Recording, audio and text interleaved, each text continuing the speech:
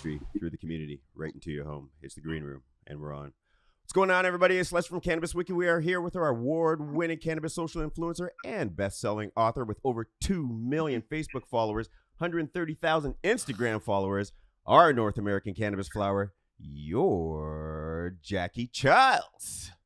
What up? Hey, I'm good. No coronavirus.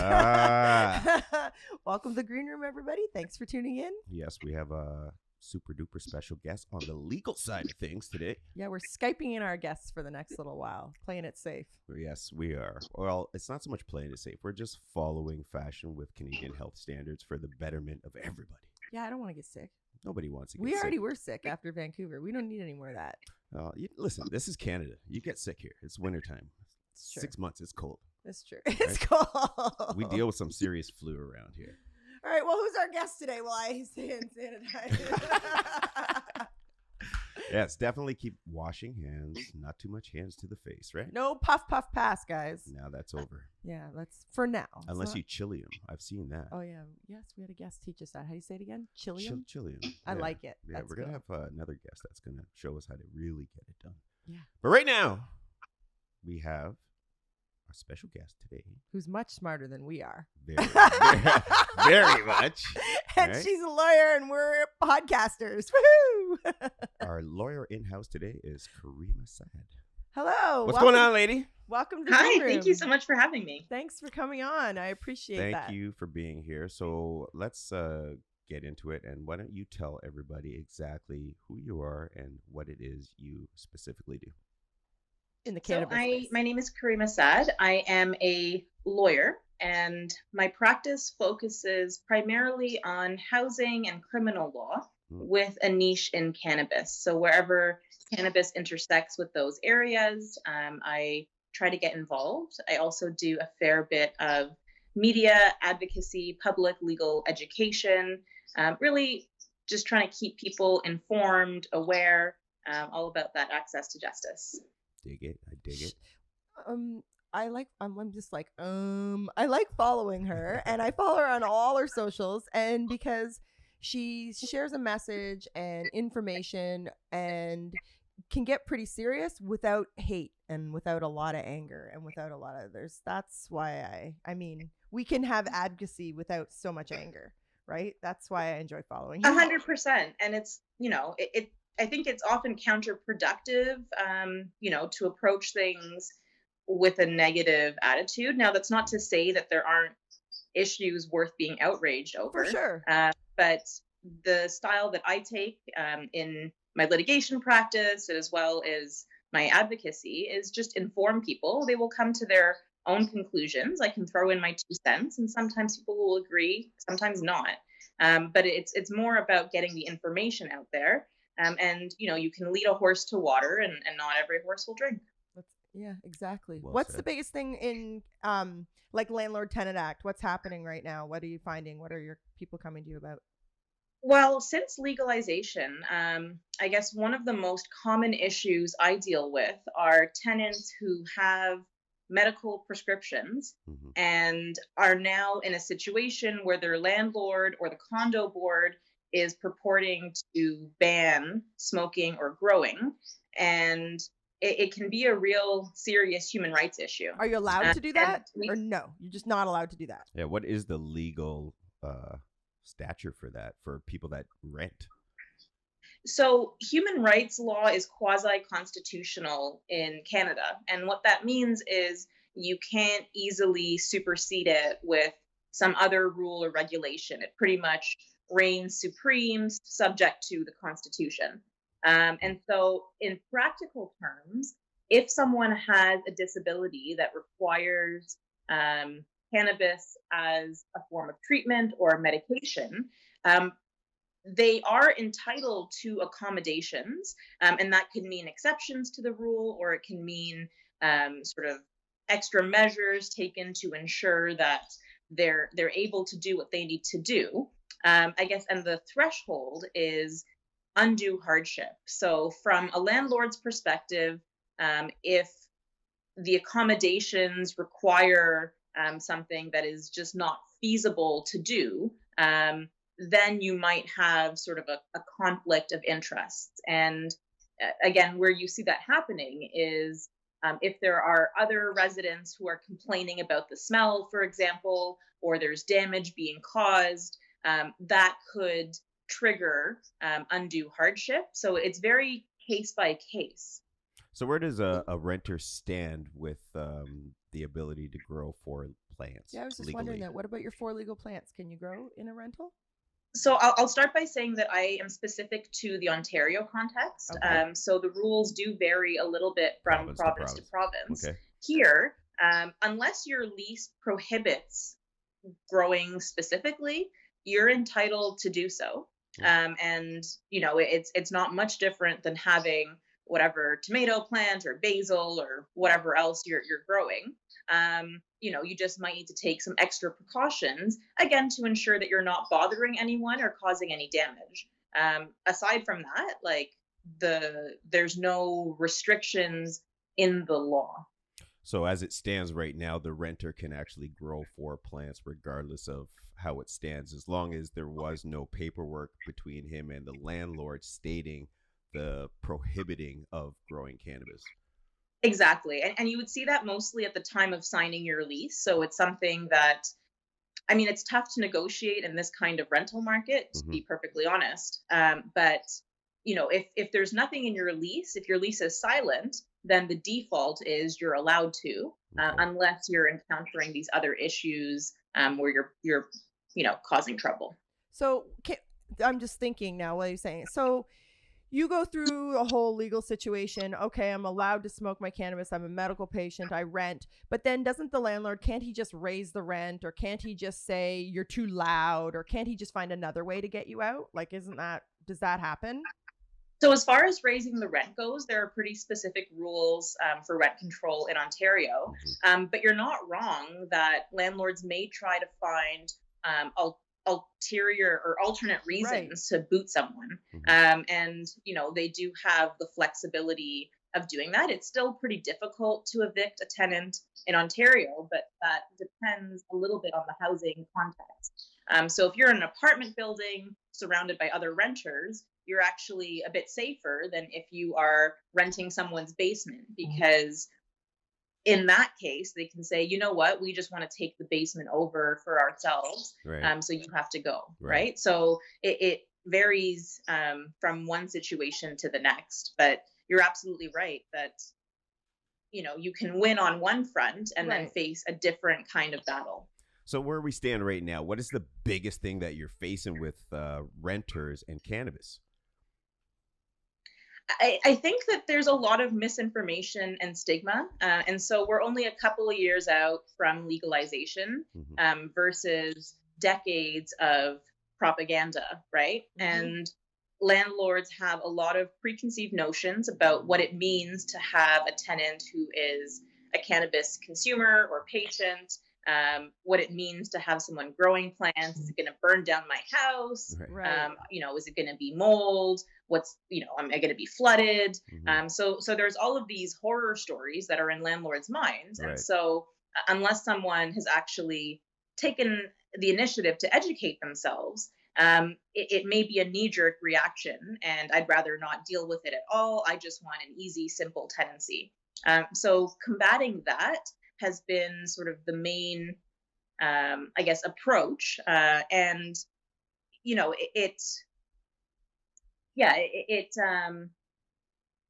It's often anticlimactic. You write a letter, you explain the situation, maybe you exchange a bit of correspondence, and the landlord backs off. And that's the ideal situation. Other times, a landlord will grind their heels into the ground, and you have to take it to court. Oh, good. And then, okay, so if they're going to court, are they winning or are they losing? What's happening in court? The vast majority of my cases settle, and I take that as actually a point of honor, because when you litigate anything, you're always rolling the dice to some extent. So if you can figure out kind of a solution that everyone can live with, you're, in my mind, that's a better alternative. And it's mixed case law. So sometimes the tenants will succeed, other times the landlords will succeed. It really depends on and this is in the medical context, right? So it really, really depends on the individual patient's needs and how that's affecting others around them. So for example, if there's another tenant who's claiming that they have a hypersensitivity or an allergy to smoke, then you have two competing human rights issues. Right. So that's where things can get a little bit complex.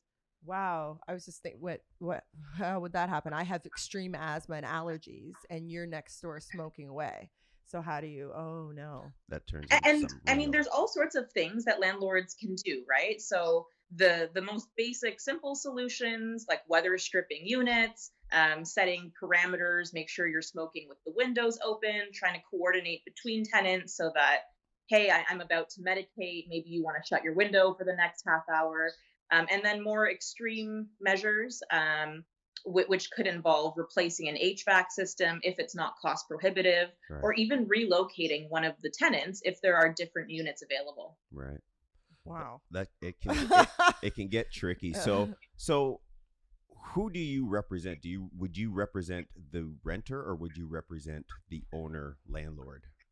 So I am on both sides. As long as I don't have a conflict, meaning I haven't represented kind of the other party on the same issue or even a related issue. I do act for both landlords and tenants. And for myself, it's helpful because I get both sides and both perspectives of an issue. And it also means that the way that I tackle things is pretty measured and even. It's not heavily leaning one side or the other, because all parties involved have interests and rights at stake. Are you a medical patient yourself? Or you? I'm not a medical patient. No, but you Formally. do. Okay, so you do consume Nice cannabis. answer. You are. Absolutely, yeah. Okay. I guess you would say self-medicate, but I don't even know that. I don't know. I wouldn't claim, I guess, a human rights protection at this particular stage in my life. That might change at some point, but I'm definitely a consumer. How did you come to the advocacy part of this? Like, how did you end up here? It's a good question. So in first year of law school, in my criminal procedure class, one of the cases that I found the most interesting was about the right to consume. And this was not from a health perspective. It was framed in terms of someone's religious rights and freedom of religion. Okay. And ultimately, they lost, right? So it was found, no, cannabis, doesn't qualify as that. And what year was that? Oh gosh. I don't know. I don't remember. A while ago. I would have to get back to you. Yeah, it was way sometime before in the legalization. 90s, I believe. Okay, yeah. But like one of the dissents, and so what I mean by dissent is when a case goes to the Supreme Court, not all of the judges necessarily agree on the outcome. And so sometimes you have a judge who says, you guys are wrong, and here's what I think, and they will provide a different set of reasons, which then, it's not the law, but it can be relied on in future cases to try and build different types of arguments. And so the dissent in this case, basically it outlined the notion of the harm principle. And if we are going to criminalize any kind of behavior, it should be because of harm. It shouldn't be because of moral compunction or outrage. And so really it was like a civil liberties argument. Right. And so that case captured my interest. At that point, I was already I would say a moderate, light consumer of cannabis. And so it resonated. It made sense to me. And I guess from there, wherever I had an opportunity to engage with these issues, meet people in the cannabis community, I seized it. And that led me to, in 2016, that's when I got called to the bar. And that also is when these Project Claudia raids were happening in Toronto. And so it was in this weird limbo phase where I was just finishing, my licensing requirements before I became a lawyer. And all of this stuff was happening. And it was just a really tumultuous time. What was Project Claudia? What was Project Claudia? So Project Claudia in Toronto, once legalization was announced by the federal government, we knew that it was coming at some point. A lot of, I guess, people in the legacy market and other folks jumped in and started setting up dispensaries.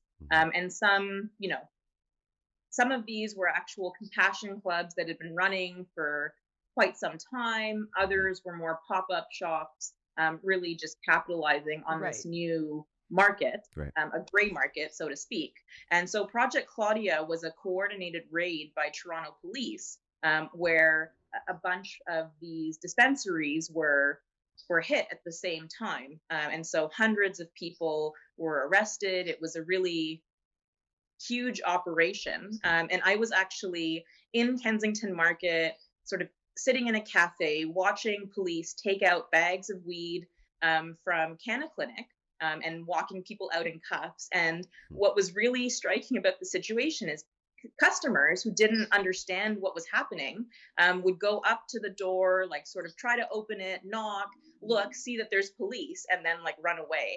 And it was just kind of, that was a really seminal moment for me, and it shaped the type of practice that I decided to establish. So what was it? The unjust that you were seeing, the ability for the municipality to just go into an establishment and do what they do, take the cannabis plant from them? I mean, what sucked about it is that those who were facing the brunt of it were really like minimum wage workers, sort of the front lines, and there was a whole economy, and while there is room for public safety and ensuring that what people are consuming is what they're being told it is and that it's safe for them. Right.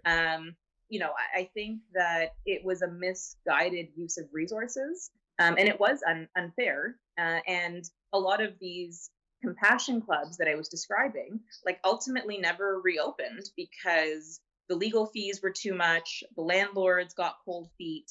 And so it really decimated, what could have been a thriving industry. And yeah, that galvanized my own efforts. Do you see, so now that we're legal-ish or whatever we are, what is your hope for this? Do you see the gray market or the unregulated being more welcomed in the legal market? Like, what is your hope, and what are you seeing now legally and your personally as well, your transition into now that we're legal? I mean, I think in order for legalization to truly succeed, there does need to be entry points and transition from people who have knowledge, decades of experience, but are currently on the peripheries or like not welcomed into the industry. Like they need to be a part of it. And what has happened so far, and the bubble has burst, right? So we saw that there were these companies led by people who may or may not have had kind of experience either in the cannabis industry or even leading companies, period, right. who just got a ton of capital. Money was poured into them.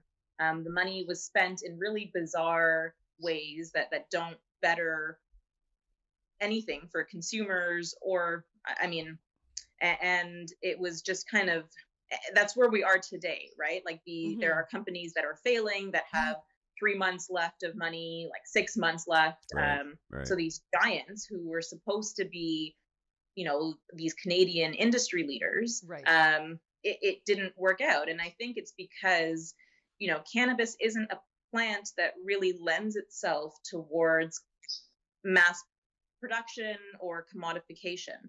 And that's not to say that we can't grow enough for everybody to get what they need. But if you're looking to sort of have a warehouse and then divide the square footage by how many plants you could possibly squeeze into that room, you're going to have a bad crop, right? And I don't know that was really fully accounted for.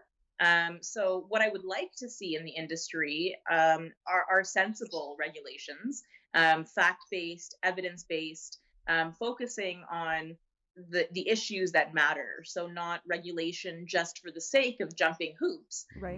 but really at the end of the day, is the product that's being produced safe for consumption? If yes, then full steam ahead. I mean, so I think it's so no bullshit is what you're saying. basically, yeah. And I mean, if you look at why cannabis was criminalized in the first place, it had nothing to do with public safety, or it was a lot of bogus arguments that were really heavily influenced by sort of racist, sexist, classist assumptions at the time. And it took a life of its own. And for various reasons, politicians were able to use prohibition as a tool to oppress certain communities. And that has never changed. So when we talk about the Cannabis Act and needing to protect our youth, that's bullshit. Right. So, I would like to see us move a little bit away from that. And what are the communities? You want to talk about that for a bit? You want to talk for a minute? You want to? Sure. Yeah. I mean, the most obvious examples in Canada are Black and Indigenous people who have been disproportionately criminalized or punished, even though cannabis use across racial groups is pretty similar. So the stats are and I'm again speaking specifically in the Toronto context here, and the Star did an investigative report on numbers and who actually gets arrested and who actually gets processed versus who is let go with a warning and a finger wagging. That's interesting. And it's pretty clear that people who are in low income neighborhoods or are racialized, particularly Black and Indigenous, bore the brunt of that burden. And I mean, then if we circle back to your earlier question about what's happening with the industry, it's really awful that you have these former politicians, former cops who are at the helm and profiting, making money hand over fist for behavior that they were arresting people for. Yeah, they were arresting people for. So they were being paid to try and stomp the industry. So how do you feel about that? How does that make you feel? I mean, it's disgusting. It's really, really outrageous. And so I push back against that wherever I have the opportunity. And it's not just the obvious sort of Julian Fantino, running his cannabis shop, or there's that. But then there's also more insidious connections, right? Like there's political connections. And, if you look at sort of the board of Canopy and their ties to the Liberal government, it seems to me that the people who benefit from this first mover status, from being the first ones in the game, have connections. And again, it's not the same people of color who were being punished for the plant disproportionately. And if you look at the executives and C-suites and who is holding power, again, you're seeing a lot of the same faces, and not the ones who were suffering. Right. Can I ask a question, since you're a lawyer? Yeah. Is it true that an LP can't hire someone with a criminal record, a cannabis-related record? Is that true? I had heard that you can't work. Sort of. So there is security clearance screening for employees, especially as you ascend the levels of power. It's a discretionary issue that the minister can sort of grant permission regardless. And I think that rule was intended to prevent people involved with organized crime from cementing themselves in the industry. Other than the government. But the effect, I think, has been more far-reaching than that. And it means that, genuine activists are blocked from participating. Right. That's why I was asking. More bullshit. So there's tons of BS and everything sucks and we're all fighting each other and all that crap. That's how we connect on social media. Who is doing it right? Who is getting it right? Is there anybody? Is there anyone getting it right or Oh almost my right? God. It's funny. That's a good question Thank you. because I guess in my position, I do a lot of criticizing. Mhm. And it's not because there aren't good things that are happening. Right. It's because if we aren't calling out the trash, then it Gonna stink. will continue. So I do think that I don't want to call anyone out in particular, but I do think that there are really good things happening on the West Coast, in Ontario, like actually across the country. Good. And That's good to hear. I think the best results are when you have people with that legacy experience who For sure. have controlling powers. They're not just there as sort of figureheads or token roles. Right. They're actually the ones who are making the decisions. Right. And I think it's early to tell, but there was recently on Twitter, and I think it was written about in the Growth Off, there's one dispensary / cannabis company that is promising interviews to anyone with a criminal record. So like That's the kind of Right. sort of forward thinking, progressive stances that I would love to see. And they're starting to have more of a charitable initiative and social good, and they're recycling and thinking about your packaging situations slowly. I mean, it was a major effort sure. from And I mean, corporate social responsibility is, generally a good thing. But again, we definitely need to keep our eyes open because it's easy to have a feel good campaign, and that may not actually align with who they are. For example, if the company is then lobbying for arrests for Right. unregulated, market participants, like that, there's an incongruity there that is really problematic. Right. So you got to examine, it's a case by case scenario. And ultimately, I just want to see consistency and sort of mission statements and values that are about, freeing the plant. Let's put it that way. For sure. So from lawyer to lawyer, do you receive any stigma or do you have any sort of backlash because you're sort of in the cannabis space? You are in the cannabis space and well known in the cannabis community. Do you have any negative coming at you? Not that I care about. I don't know. Maybe. Bang. Not that I care It's about. possible. I'm sure actually, but you're not noticing. The legal industry, I call it lowercase c conservative, right? So it's pretty slow to adopt change. And really, they're in no position to judge me because, every event that you would go to on Bay Street or whatever, there's an open bar.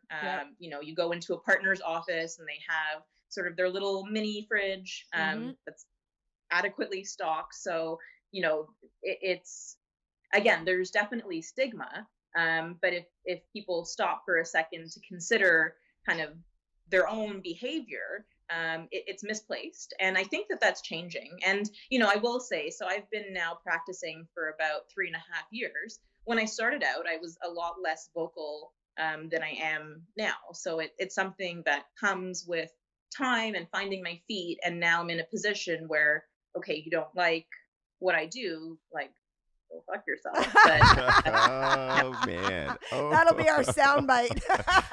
Oh man, you don't like what am I I allowed do. to swear? I don't know. Yes, you're allowed to swear. you are free. You are free You to are allowed speak to do what you as want. you please. We're very You little want to light rules. up a joint? You can light up. Yeah, It's she- casual on See the that green she room. says it and then said, "Am I allowed to swear?" Sure, knock yourself out. Yeah, you're comfortable. I should have maybe clarified that at the outset. But, ask for forgiveness rather than permission. That's Right. not legal advice. That's not legal advice. I love it. So let's go back a little bit.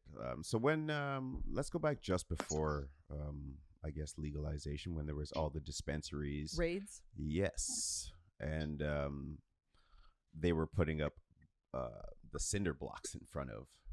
Oh yeah, isn't that ridiculous? Yes. So I mean, the Toronto scene has been totally like wild.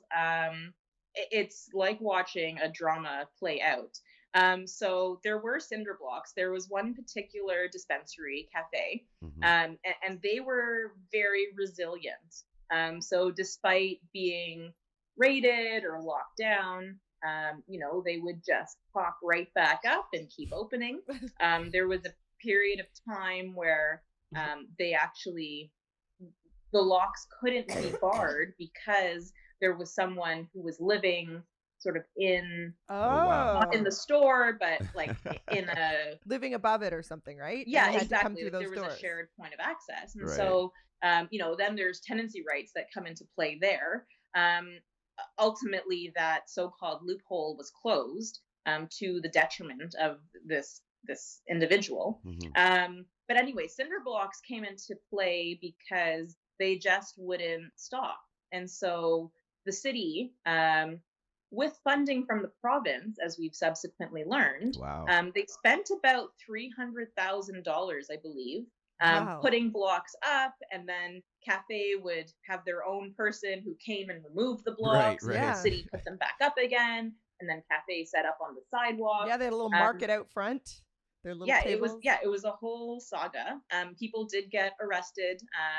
So I don't know sort of the status of those cases, but it was. I mean, there was obviously demand, and this was at a time where, because of the way that our provincial government rolled out retail, there were no stores, or there were very few stores because of our lottery situation. Demand. There was an organization ready to supply, and I'm sure that they, if they had been able to proceed in a way that they got the regulation, I'm confident that would have happened. But because of our setup, instead we just had this. And ultimately, it's what happens when you have sort of money and power battling against money and power. So, the consumer, not that they got lost in it, but it became sort of. They take the shrapnel from the grenade. Exactly. And it's at a time where our real public health crisis is the opioid crisis, and at the same time as subsidizing cinder blocks, the province is defunding safe injection sites or overdose prevention sites. Again, we call into question, what are the real motivations here? Because if this is public health, then we need to prioritize what's actually killing people. It's opioid. So maybe we need to figure out how we deal with that as a public health crisis, and just let people smoke their weed. Like, I don't know. Just let us smoke our weed. So what is the standings of that cafe right now? Are they open or are they done? It's a good question. I haven't been sort of in the area. The last I heard, they were still operational. But I don't know that for sure. I know that there are still, the stats suggest that most people are still not purchasing from the legal market. Right. So whether it's, cafe or other options that exist, there hasn't been a clear transition yet. People aren't really into government weed. Is there a typical fine? Is there like an average, like, I'm just wondering what your ticket would be if they come in and fine you? What is it? Do you know how much it is, like the typical or the average fine? So interestingly, Toronto amended, or I don't know if it's Toronto, the province, now it's like a minimum $10,000 fine. If you're a security guard or you are a bud tender or whatever. 10,000. So even the bud tender that gets their $15 an hour or whatever it is. Wow. So I have a couple of these cases that are currently underway. So I haven't actually litigated, but definitely will be raising the point that this is totally disproportionate to any harm that was allegedly caused. Right.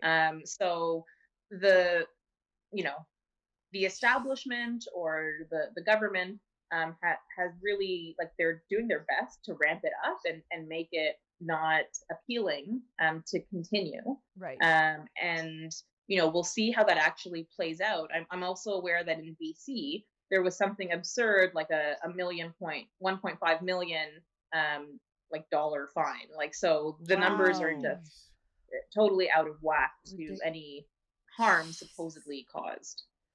What's your favorite strain? You have a favorite strain?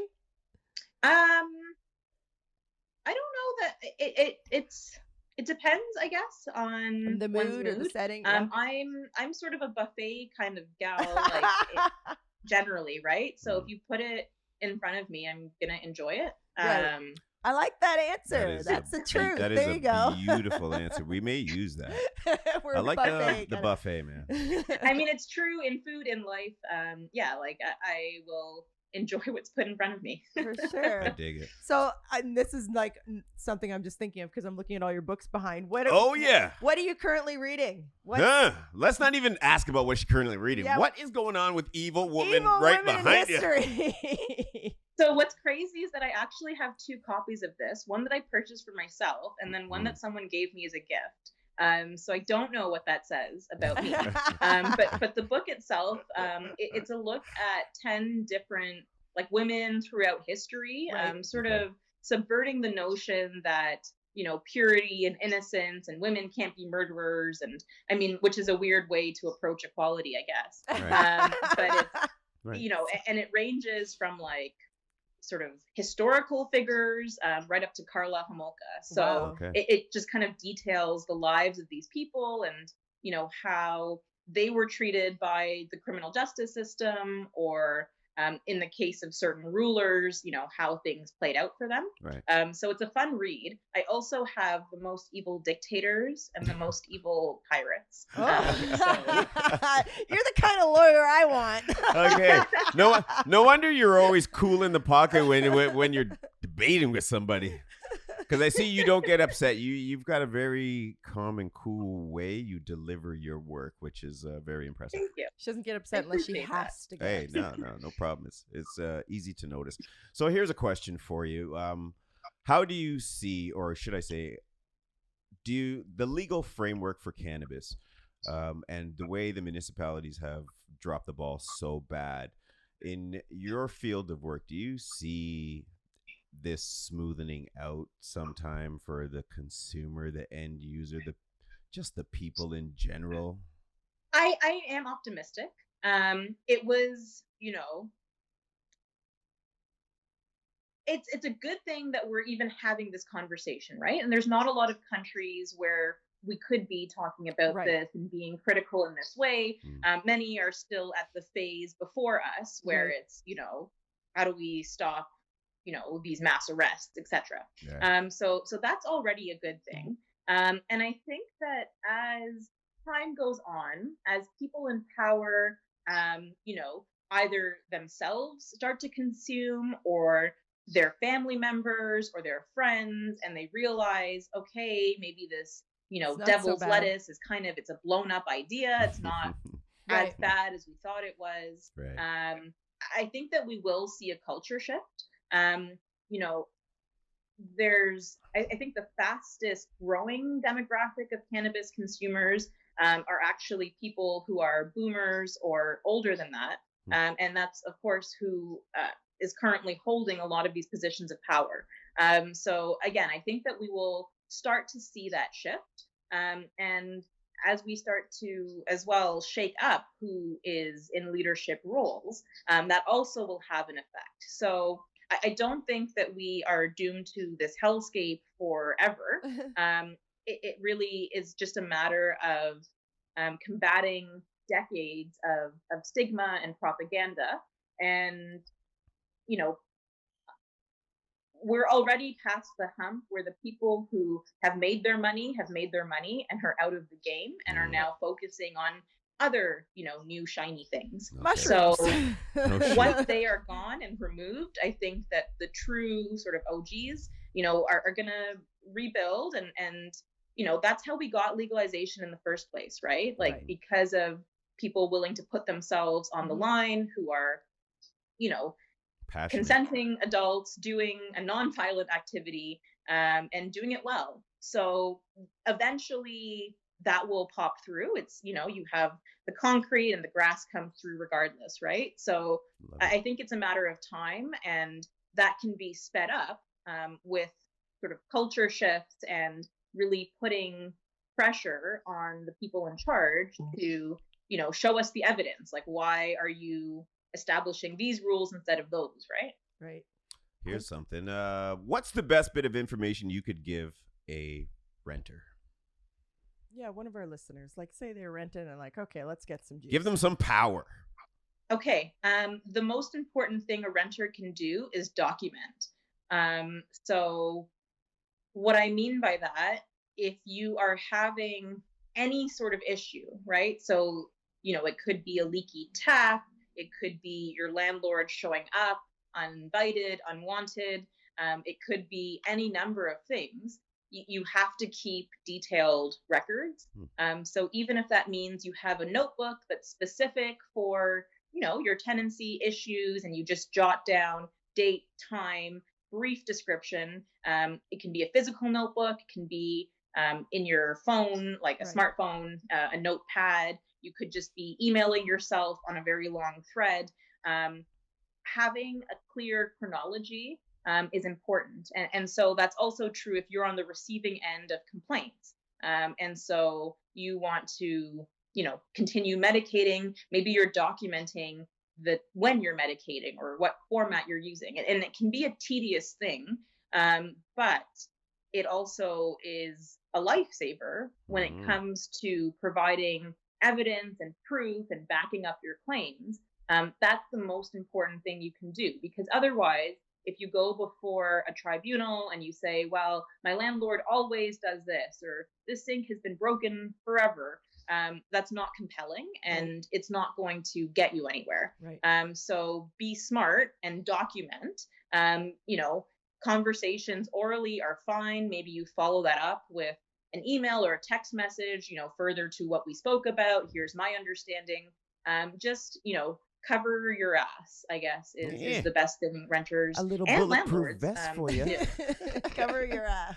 Yeah. I like it. I like it a lot. Thank you for joining us. Thank you for taking some time out. I mean, excited that you shared some time with us. And it was a pleasure. I really appreciate you having me. And thank you. How can our listeners find you if they need a consultation? They need a minute of your time? Sure. Plug. On Twitter, my handle is Caryma Rules, CarymaRules. And then on Instagram, LinkedIn, and Facebook, it's my first name, last name. So again, Caryma, and my last name is Sa'd, Sa'd. And you will find all sorts of fun tidbits about housing law, cannabis law, criminal law. Thank you. Love Thanks it. Well for that. said. Thank you very much. I love it. That evil woman. Just kidding. Hey, there's worse things than being wicked. I say we change the word, like change how we use it, or we change the meaning of it. So call me an evil woman. That's fine. I mean, I'll use it as my power. It's been totally informative. I love it. Thanks for coming to the table we built. Thank you. All right. Take care. Take care. Take care, hon. Conversation is always the best. It was interesting. Right here at this table. Yeah. Just wanted to hear some stuff about renters. I just didn't know if they could grow, and if you are a medical patient, can your neighbor complain that it's smoky or whatever, and then you got to get out, like if it's your medicine. Just wondered what the deal is. And I knew that Julian Fantino, is that how we say his name? That was going to come up because he's now in Kensington That shit just Market. makes my shoulders heavy, man. Because the first I heard of that was from Jody Emery, and then Abby brought it up as well. And then as Caryma is saying, like, that is like, I don't know if there's a bigger sucker punch than ever. Hey, wait, you know what? I want to stop for a second. And the reason I actually reached out and why I reached out on Twitter to Caryma and said, let have you on, there was conversation about not enough women doing this, that, and the other, and women aren't here, and women aren't there, and women aren't. And I get we need more women. Yes, it's not 50-50. It's not even close. But we just said Jody Emery, Abby Roach, now Caryma. Like, we have a ton of really great women in this industry and in this community that are doing amazing things. And I like that we're celebrating them, bringing them in. And we all need to stop against each other and grow. Well, it's hard to weed out through Through the weeds. Yeah, it is hard. But there definitely is some strong ladies out there, and definitely some damn strong men out there too. People that are talking some serious shit. I no recommend a BS. female lawyer almost every time, man. Whew. This Gee. one, the way Yeah. the way Caryma drops her shit. Oh my god, I've had some lawyers. She is and- cool in the pocket. Usually lawyers are just kind of. It's either they're too uptight, is what I find, or just way over the top professional. But And when you ask them if you personally consume, or if you've heard ever like, well, I like to keep my personal for my, that's why I asked. And then she answered, I'm like, okay, you're awesome. yeah, she's real. She's real. I totally like her style. So guys, where cannabis talk is always fresh and a little bit sticky. Keep it locked. Cannabis Wiki, the green room, and we out. Thanks, guys. See Hey. you later. Wash your hands. Sing the Cannabis Wiki theme song while you do it. Oh.